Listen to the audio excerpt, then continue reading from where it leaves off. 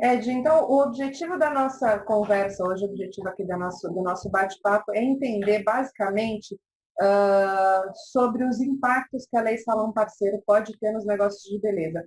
Hoje a gente ouve muito falar sobre a Lei Salão Parceiro, ela tem estado em votação no STF nos últimos meses, já foi para votação, parou, foi para votação virtual de novo, parou novamente, né? Mas o que eu queria entender hoje com você é um pouquinho de qual é o real impacto, caso essa lei venha a cair, a ser julgada como inconstitucional, quais são os impactos que as empresas têm, as empresas de beleza hoje podem sofrer, tá?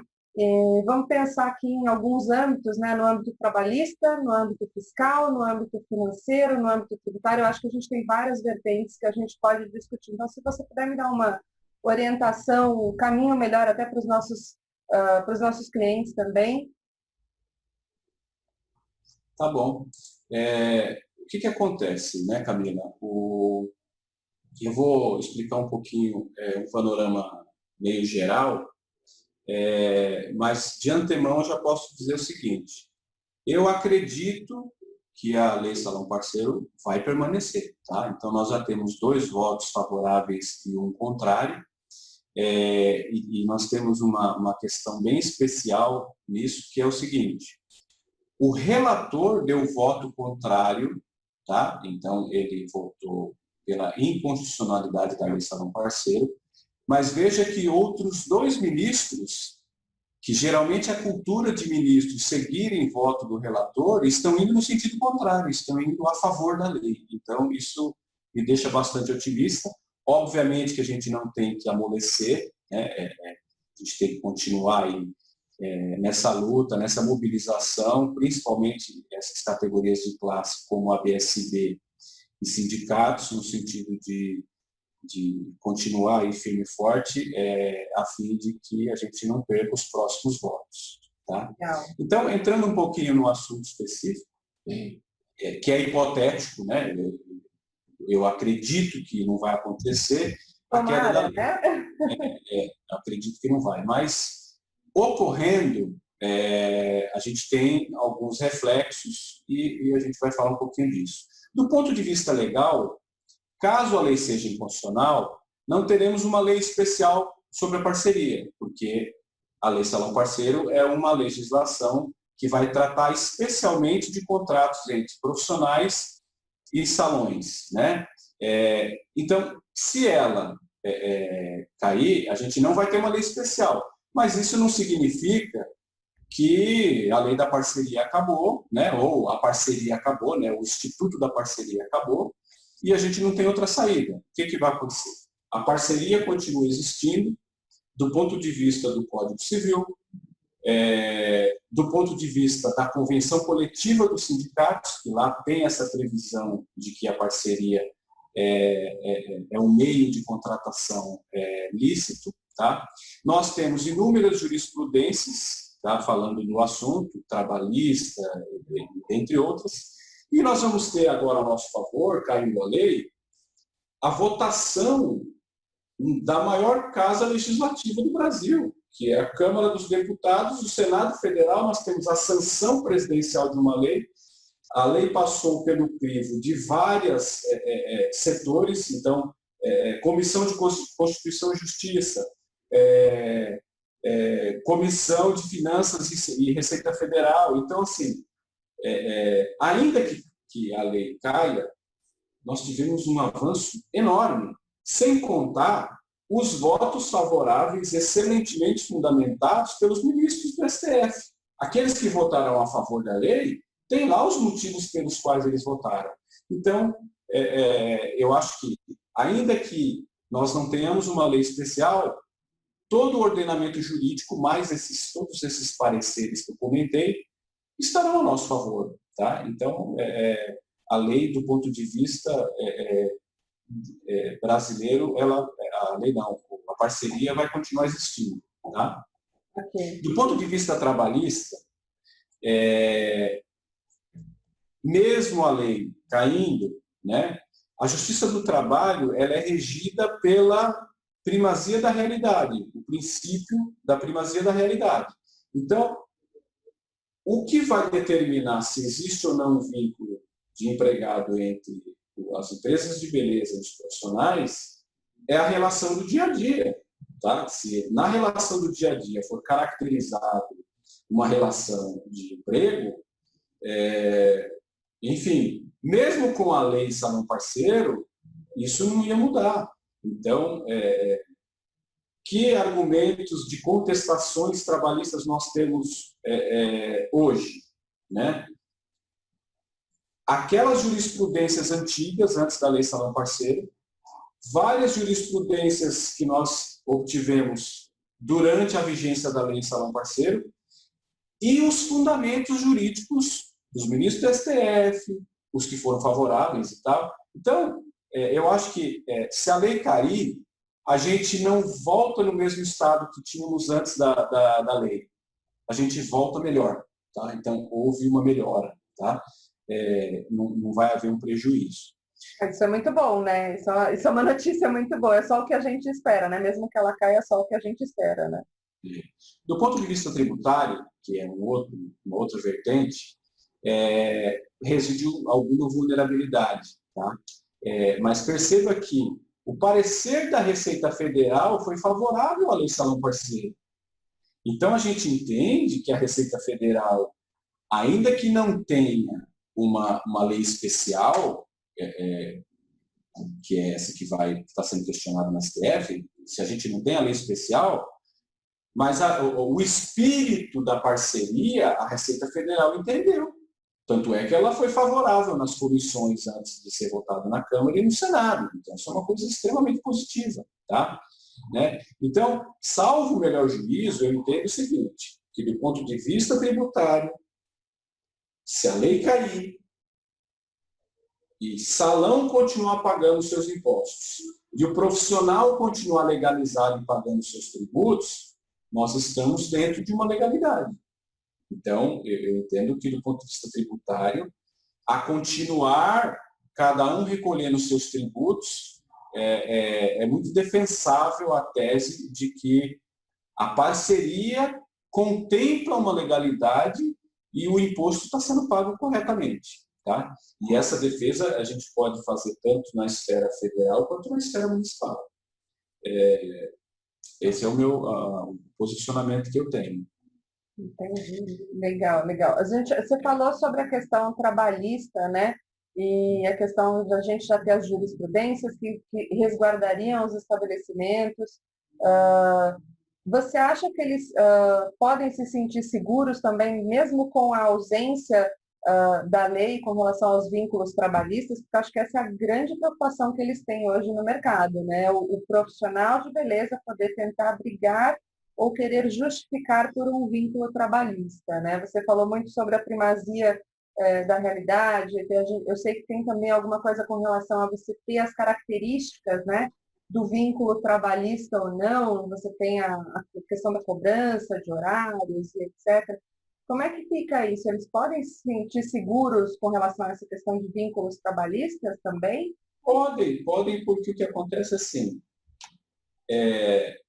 o que a gente precisa entender, a lei salão parceiro, ela trouxe mais uma segurança, que é uma segurança considerável, não dá para a gente minimizar isso. Do ponto de vista trabalhista, a gente já não pode pôr de lado essa relação do dia a dia entre os dirigentes de salões, gerentes, etc., e os profissionais. Então, esse espírito de parceria que existe entre essas duas partes, ele precisa continuar. O respeito às liberdades do profissional, a autonomia, a questão de horário, eu acho que está mais vinculado à qualidade e à credibilidade que precisa se ter com o cliente, porque quando o profissional não cumpre o horário, não cumpre o horário com o salão, ele não está cumprindo o agendamento que foi feito com a cliente.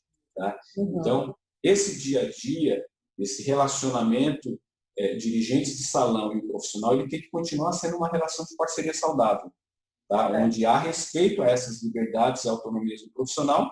Em ocorrendo essas coisas na prática, eu não vejo motivo das empresas de beleza ficarem preocupadas, não. Uhum.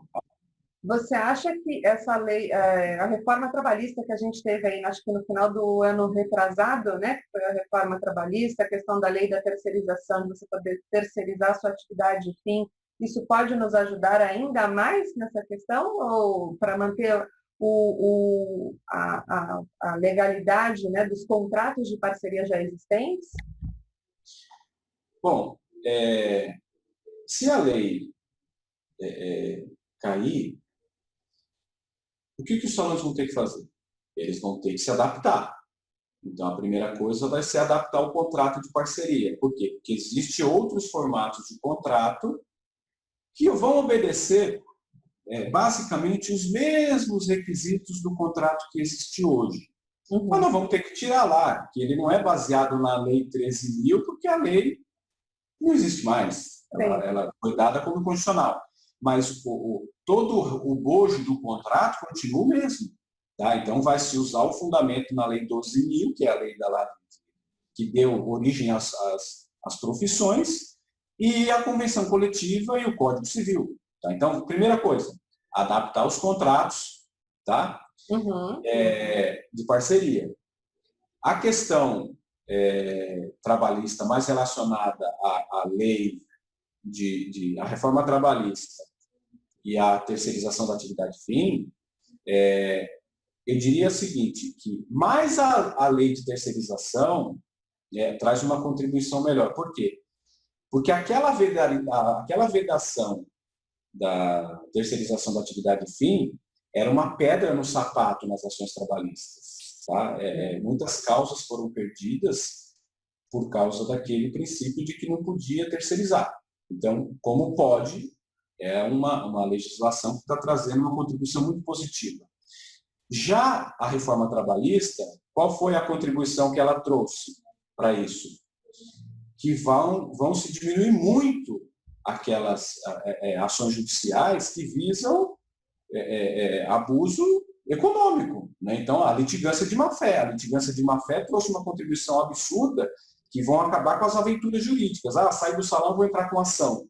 Né? A pessoa tem que entender que ela pode ter outros problemas, inclusive o próprio advogado de estar ali colocando coisas na petição inicial que não condizem com a realidade do dia a dia lá, na relação entre o profissional de beleza e a empresa de beleza.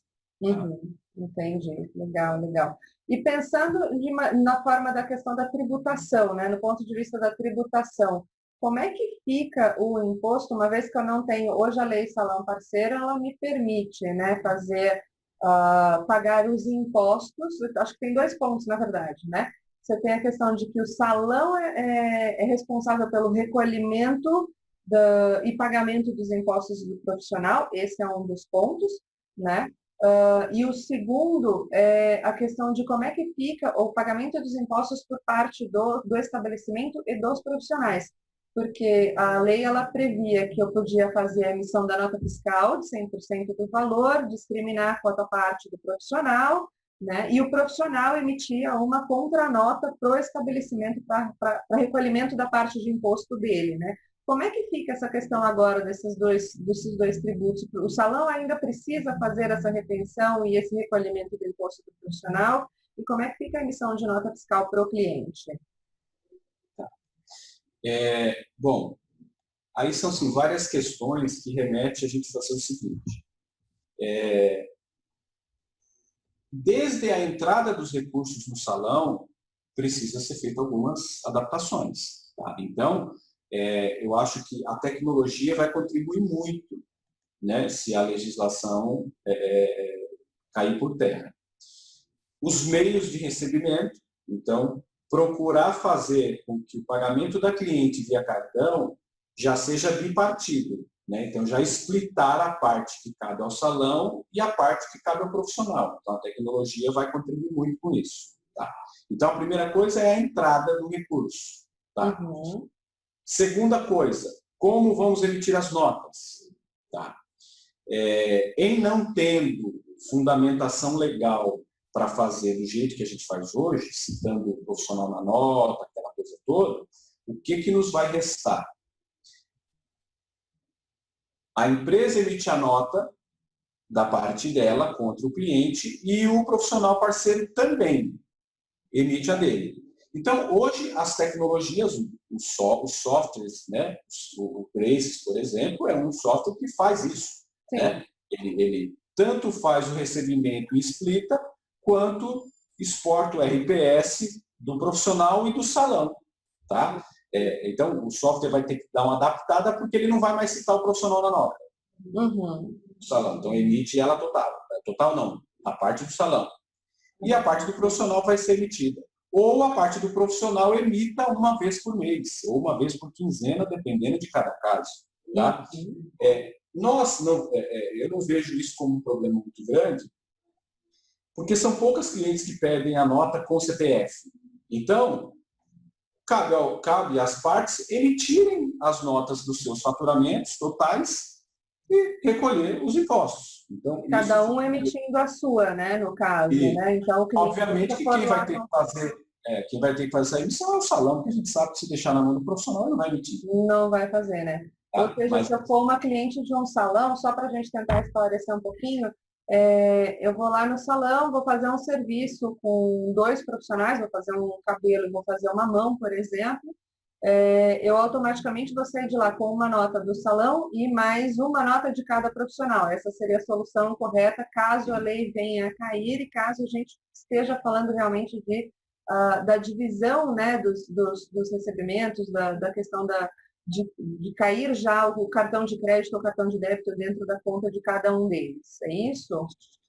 Parece uma coisa meio maluca, mas é uma saída. Agora, tem unidades de beleza que adotam, por exemplo, ainda aquele formato de locação de cadeira. Ok.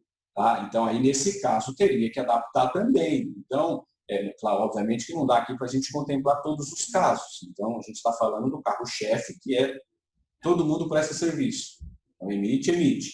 Mas aqueles casos também de locação de cadeira, é só uma questão de adaptação.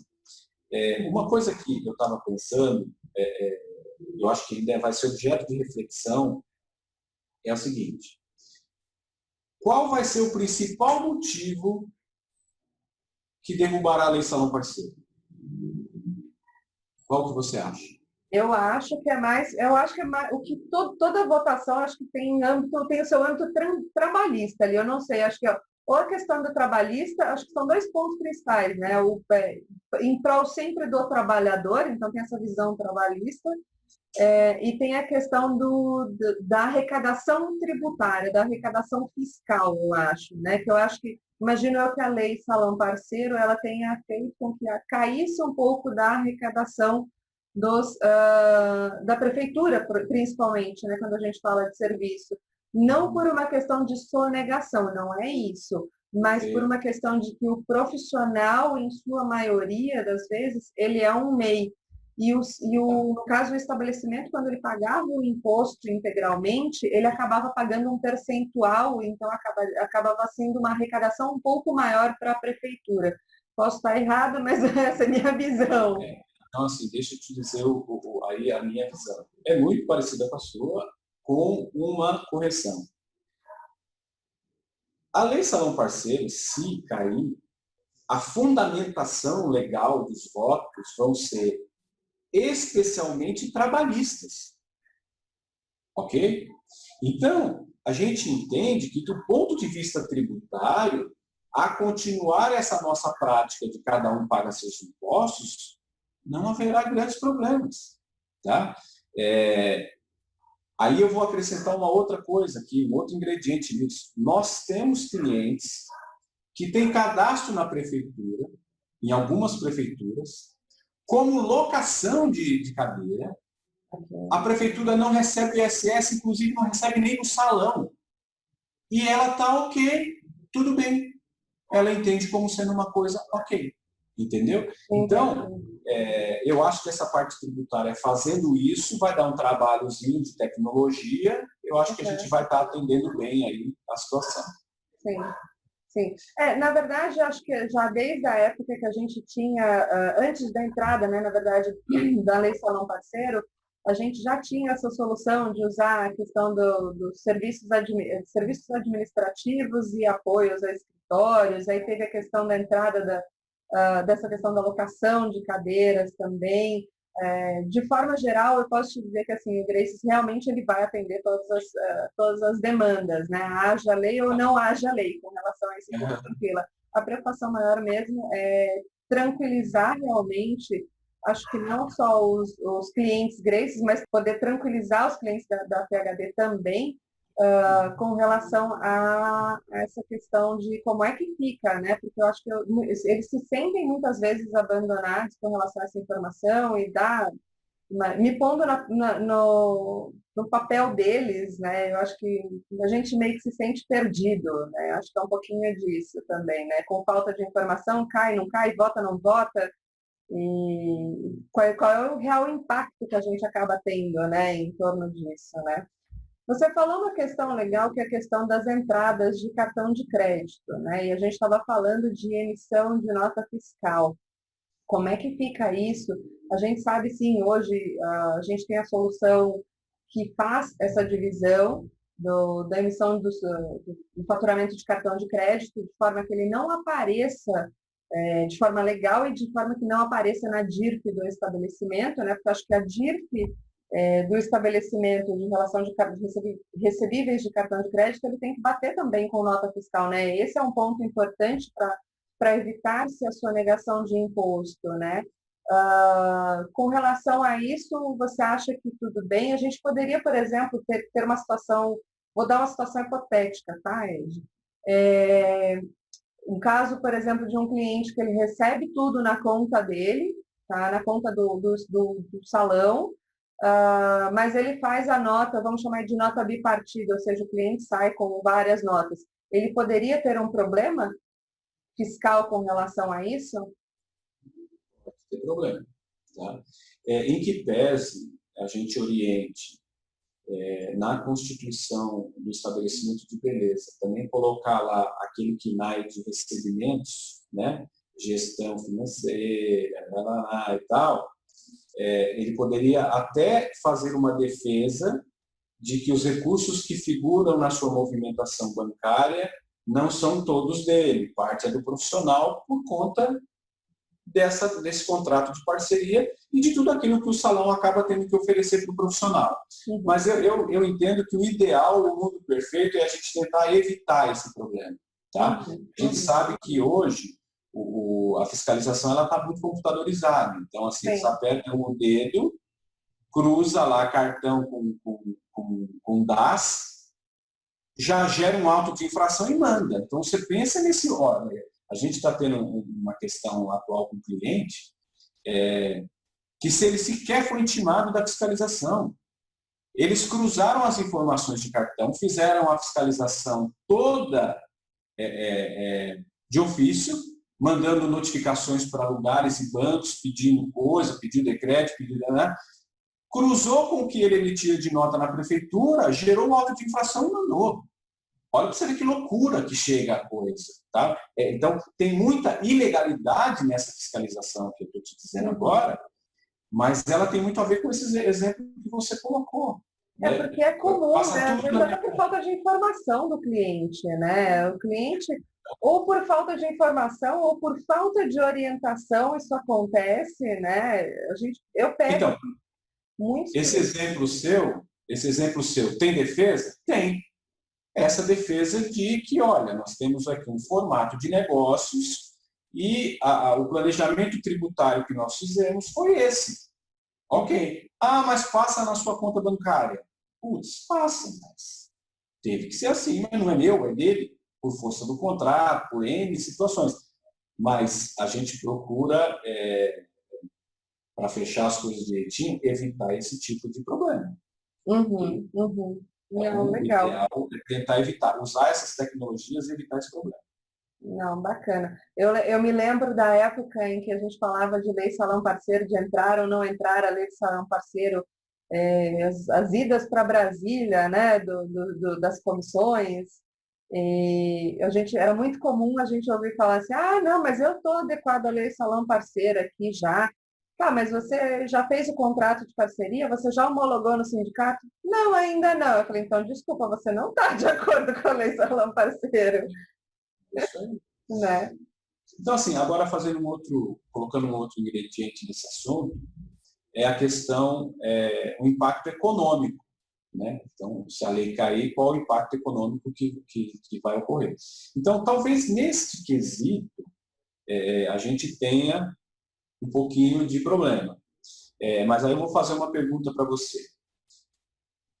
Tirando a pandemia, qual foi o ano nos últimos 20 anos que o setor de beleza diminuiu? Eu estou no mercado há 13, confesso para você que não me lembro de nenhum.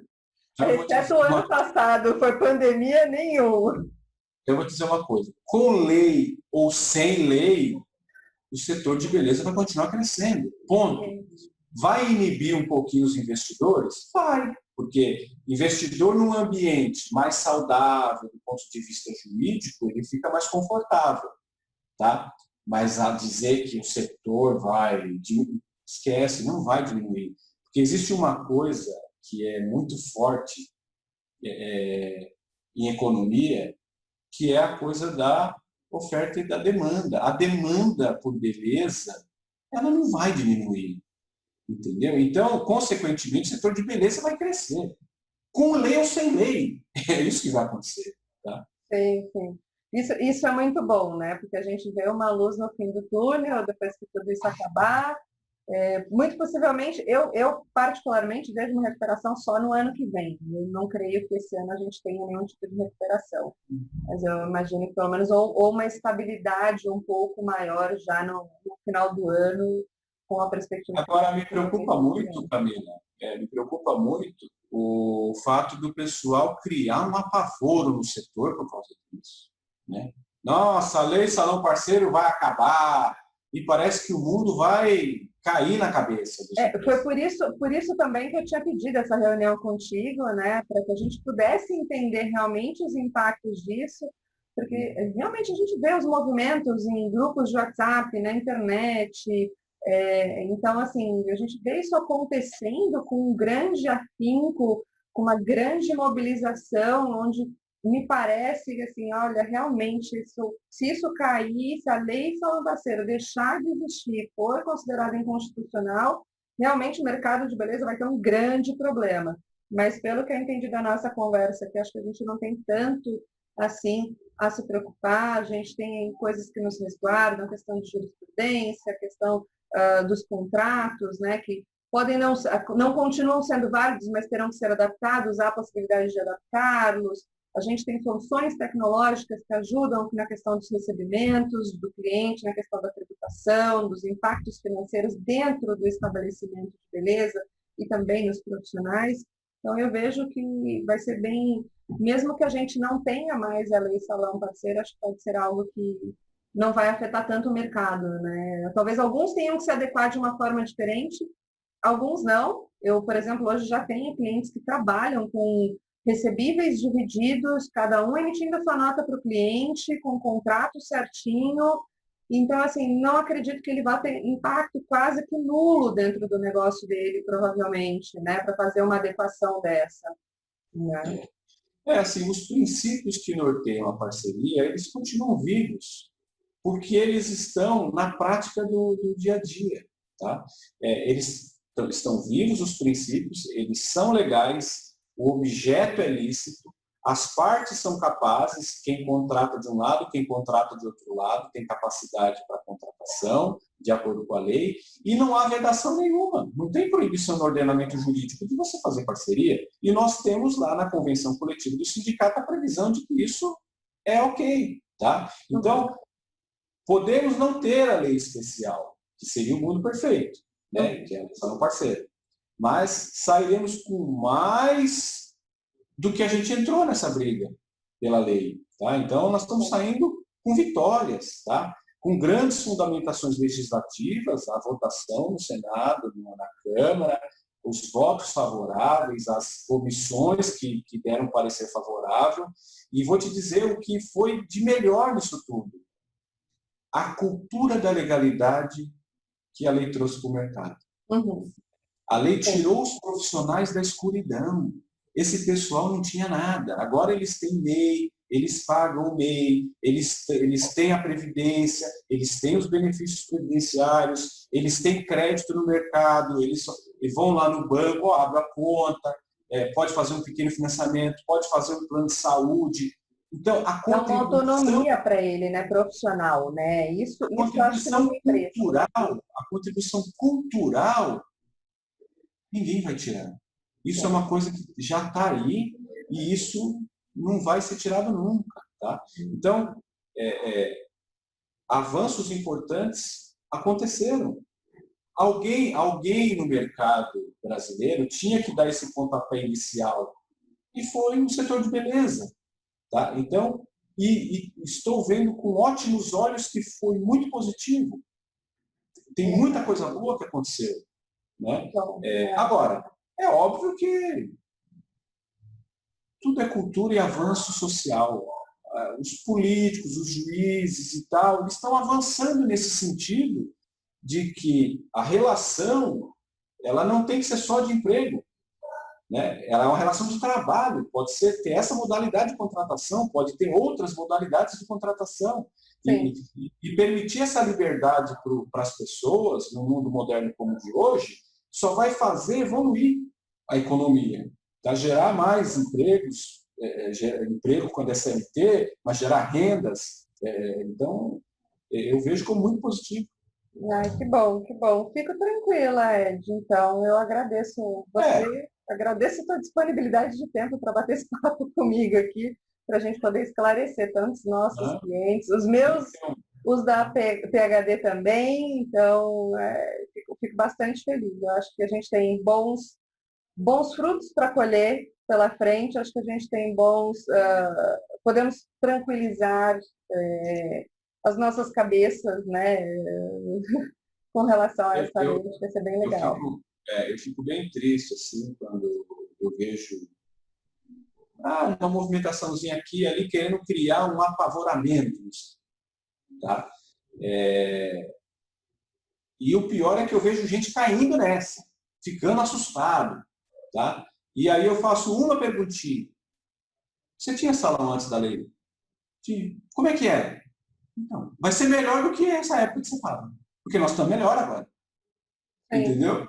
Né? Com ou sem lei, vai continuar a ser um segmento que cresce. Né? Cresce e agora está mais legalizado. Exato. Porque o pessoal está legalizado. Então, sim, eu não vejo... Agora, temos que ficar atentos? Temos que continuar a mobilização? Sim. Se a lei cair, a gente tem que desistir? Não. Vamos ajustar ali o que precisa ajustar e vamos tentar propor ela para votação novamente. Não tem que baixar a guarda, mas a gente também não pode criar um inferno, uma coisa que não é. Exato. Exato. Não dá para criar um bicho de 7 cabeças onde não existe, né? Concordo. Legal, Ed. Obrigada. Obrigada pelos esclarecimentos. Estou à disposição. Quando precisar, a gente bate um papo. Combinado.